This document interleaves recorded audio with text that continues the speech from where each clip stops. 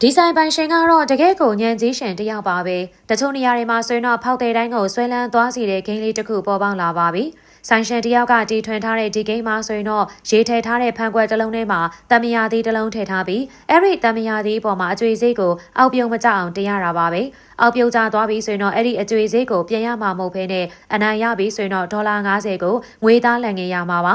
ကြည်ရတာကလွယ်တဲ့ပုံပေါက်တဲ့အတွက်အနိုင်ရဖို့ဖြစ်နိုင်ခြင်းများတယ်လို့ထင်ကြပါလိမ့်မယ်အဲလိုနဲ့ပဲဂိမ်းလေးကလူတွေကြားထဲမှာရှေ့ပန်းစားလာခဲ့ပြီးတော့စိုင်တော်တော်များများမှလည်းဒီနီလန်းလေးတွေကိုအသုံးပြုပြီးလူတွေရဲ့အာယုံကိုတော်တော်လေးဖန်ဆားနိုင်ခဲ့ပါတယ်။ဂိမ်းကလူသိများလာပြီးရနောက်မှာတော့အကျွေးစည်းတွေကိုတောင်မှအကုန်ခံပြီးတော့လာရောက်ဆော့တဲ့သူတွေရှိကဒီဂိမ်းကစားဖို့အတွက်လူတော်တော်များများကလည်းစိုင်ကိုရောက်လာကြပါတယ်။တချို့ကတော့ဘာမှမဝယ်ဘဲနဲ့ဂိမ်းကစားဖို့တက်တင်လာကြသလိုဗီဒီယိုရိုက်ပြီးတော့လူမှုကွန်ရက်ပေါ်မှာတင်ပြီးတော့မျှဝေကြတာပါ။နောက်ဆုံးမှာဆိုရင်တော့ဒီဂိမ်းကငွေပြန်ရဖို့စရာချက်စမ်းသပ်ပြီးတော့လူတွေကိုဆွဲဆောင်နိုင်တဲ့ဂိမ်းတစ်ခုဖြစ်လာတာပါပဲရှင်။